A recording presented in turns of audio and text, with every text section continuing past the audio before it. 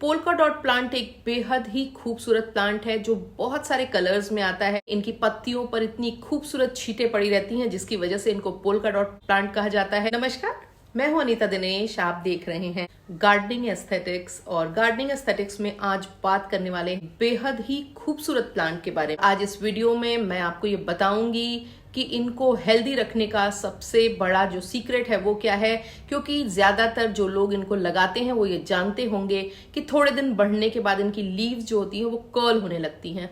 तो उसका कारण क्या है और आप क्या ऐसा करें जिससे आपके प्लांट की लीव्स कर्ल न हो। और ये बहुत ही खूबसूरत प्लांट है, अभी आप इसको लगा सकते हैं और ये आपके गार्डन में बिना फूलों के सुंदर कलर ऐड करता है। हैंगिंग बास्केट में, छोटे प्लांटर्स में लगाने के लिए ये बेहद ही मुफीद प्लांट है। हर साल जब सर्दियों का मौसम शुरू होता है, सीड्स डालने का टाइम आता है, तो मैं सबसे पहले जो सीड सो करती हूँ वो पोल्का डॉट प्लांट के होते हैं। इस प्लांट का साइंटिफिक नेम है हाइपोएस्टीस फिलोस्टेंचाया। ये एक छोटे आकार का प्लांट होता है, यानी कि इसकी ऊंचाई होती है वो बहुत ज़्यादा नहीं बढ़ती है, इसलिए हैंगिंग बास्केट्स और मग प्लांटर में लगाने के लिए ये एक बेहतरीन प्लांट है। इस प्लांट को आप सीड से भी ग्रो कर सकते हैं और इसकी कटिंग से भी ग्रो कर सकते हैं। अगर आपने सीड्स नहीं भी रखे हों तो आपको इनके सैपलिंग 10 से लेकर के 15 रुपए तक किसी भी नर्सरी में इस समय मिल जाएंगे। आप वहाँ से जाकर के इनको ले सकते हैं। अलग अलग कलर के 2-4 प्लांट लाने के बाद आप इनको उनसे कटिंग्स बना करके इस तरह से फर्दर ग्रो कर सकते हैं।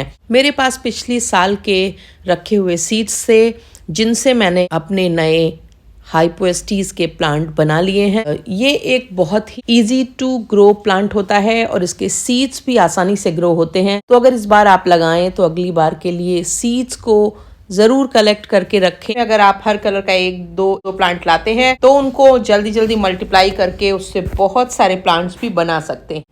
इससे 2 फायदे होंगे, आपके नए प्लांट भी तैयार होते रहेंगे और साथ ही साथ अपने प्लांट की स्टेम्स को काटते रहेंगे तो फिर वो उनमें नई ब्रांचेस निकलती रहेंगी और आपका प्लांट थिक और बुशी होता जाएगा। बेसिक रिक्वायरमेंट्स की बात करें तो इसको एक वेल ड्रेनिंग सॉयल मीडिया की ज़रूरत होती है और एक वेल ड्रेनिंग सॉयल मीडिया को तैयार करने के लिए आपको उसमें कम से कम 30% के करीब कोर्स सैंड, उसके बाद 40% के करीब नॉर्मल जो आपके यहाँ अवेलेबल गार्डन सॉयल है वो, और रेस्ट ऑफ द पोर्शन में ऑर्गेनिक मैन्योर, लीफ मोल्ड और माइक्रो न्यूट्रिएंट पाउडर, इनको मिला करके एक अच्छा हेल्दी मिक्सचर आप तैयार कर सकते हैं जिसमें इस प्लांट को लगाएं। माइक्रो न्यूट्रिएंट्स डालना इसलिए ज़रूरी होता है क्योंकि उससे इस प्लांट की जो फोलिएज होती है वो ज़्यादा खूबसूरत लगती है और उसमें जो तरह तरह के इन्फेस्टेशंस, डिजीजेज होती हैं या फिर उसमें जो सिकुड़न की समस्या आती है वो नहीं आती है। ये प्लांट को आपने गौर किया होगा कि इसको बहुत सारे लोग टेरेरियम्स में यूज़ करते हैं। इसका मतलब ये है कि ये कम से कम धूप में अच्छे से चलता है। तो इस प्लांट को बहुत ज़्यादा सन एक्सपोजर की ज़रूरत नहीं होती है। आप अपनी north facing, east facing balconies में इसको लगा सकते हैं, खास करके उन बैल्कनीज़ में जिनमें फूल जल्दी नहीं खिलते हैं क्योंकि धूप प्रॉपर नहीं होती है। वहाँ पर कलर ऐड करने के लिए इस प्लांट से बेहतर चॉइस कोई भी नहीं है और आपके छोटे हैंगिंग बास्केट्स में, मग प्लांटर्स में ये प्लांट बहुत अच्छे से ग्रो होता है, आपकी बैल्कनी में कलर ऐड करता है। धूप से एक्सपोजर कम से कम रखना है क्योंकि ज़्यादा धूप से एक्सपोजर होगा तब भी इसकी जो पत्तियां होती हैं वो सिकुड़ने लगती हैं। अगर आपको इसकी पत्तियों को सिकुड़न से बचाना हो और इसकी पत्तियां आप चाहते हो कि अंत तक हेल्दी और फ्रेश बनी रहें तो फिर आपको इसको किसी पार्शियल शेड वाले एरिया में या फिर ऐसे एरिया में लगाना होगा जहाँ सूरज की किरणें बहुत छन के आती हों। इस प्लांट की जो वाटर की रिक्वायरमेंट है वो नॉर्मल से थोड़ी अधिक होती है, यानी कि आपको वाटरिंग की जो फ्रीक्वेंसी है वो रेगुलर रखनी पड़ेगी और करीबन हर अल्टरनेट डे पे आपको इसको वाटरिंग करनी पड़ेगी। पर ये ध्यान रखें कि जो पॉट चुने हो उसमें ड्रेनेज होल प्रॉपर हो, सो दैट कि इसकी मिट्टी में पानी रुके नहीं, क्योंकि जहाँ मिट्टी में पानी रुका वहाँ ये प्लांट रूट रॉट का शिकार होने लगेगा और ऐसे में भी इसकी जो लीव्स होती हैं वो कर्ल होने लगती हैं, सिकुड़ने लगती हैं। पानी तब डालें जब ऊपर की 1 इंच की जो सॉयल है वो सूख गई हो, तब पानी डालें। पानी एक बार में थॉरोली करें, उसके बाद 1 दिन का गैप करके फिर अगले दिन इसमें वाटरिंग करें। अगर इसमें रेगुलर वाटरिंग नहीं होगी तो भी इसकी पत्तियां खराब होने लगती हैं, इसलिए इस बात का ध्यान रखें। अपने प्लांट की लोकेशन के अकॉर्डिंग एक उसका वाटर स्केड्यूल तय करें और उसी के आधार पर उसमें वाटरिंग का रूटीन बनाएं। इस प्लांट में कई बार बहुत ज़्यादा फर्टिलाइज़र ऐड करने से भी लीफ कर्ल होने लगती हैं, या फिर माइक्रो न्यूट्रिएंट्स की कमी होने से भी लीफ कर्ल होने लगती हैं।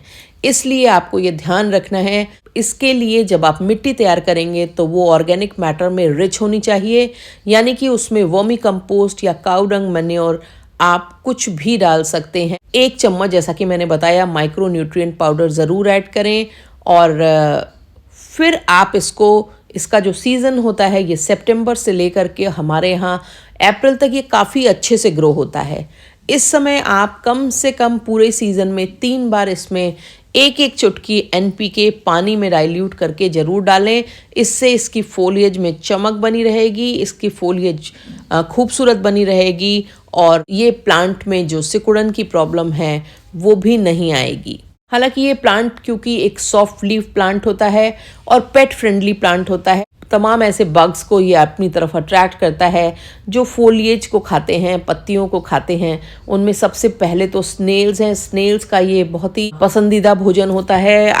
स्नेल्स ने जहाँ इस प्लांट को देखा वहीं पत्तियां चट करने लग जाते हैं। इसलिए स्नेल से बचाने का सबसे अच्छा तरीका तो ये है कि आप इसको ऊंचाई पर लगाएं, कि हैंगिंग बास्केट्स में लगाएं, मग प्लांटर्स में लगाएं। इसके अलावा भी इस प्लांट में तरह तरह के पेस्ट इन्फेस्टेशन का खतरा हमेशा बना रहता है। और पर मैं क्योंकि केमिकल पेस्टिसाइड्स, फंजीसाइड्स नहीं यूज़ करती हूँ, तो मैं उसके बारे में आपको सलाह देने में भी असमर्थ हूँ, क्योंकि मेरा ये मानना है कि जब हम केमिकल, फंजीसाइड या पेस्टिसाइड यूज़ करते हैं तो लीव्स पे पलने वाले तमाम जीवों को भी हम नुकसान पहुंचाते हैं, जो हमारे लिए मददगार हैं, हमारे एनवायरनमेंट के लिए मददगार हैं।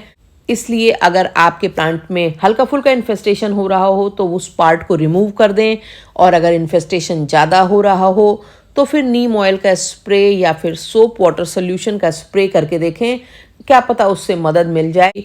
जो डिफरेंट कलर की वैरायटीज़ होती हैं उनको आप एक साथ लगा करके आपके गार्डन में एक बहुत ही ज़्यादा कलरफुल एम्बियंस क्रिएट होगा और आपके गार्डन को पिक्चरस्क बनाए। एक बात जो आपको बहुत ज़्यादा ध्यान रखने की है कि इस प्लांट क्यारियों की बॉर्डरिंग के लिए भी यूज़ कर सकते हैं, यानी कि छोटी हेज के तरह आप इस प्लांट को यूज़ कर सकते हैं। अगर अभी तक आपने मेरे चैनल को सब्सक्राइब नहीं किया है तो मेरी गुजारिश है कि मेरे चैनल को सब्सक्राइब करें, बेल आइकन जरूर दबा दीजिएगा, ताकि जो भी मैं गार्डनिंग से जुड़े हुए अपडेट करूं वो झटपट आप तक पहुंचे। और मेरे वीडियोस के लिंक को अपने गार्डनिंग लविंग फ्रेंड्स के संग शेयर जरूर करा करें, और अगर वीडियोस पसंद आते हैं तो उनको लाइक जरूर करें।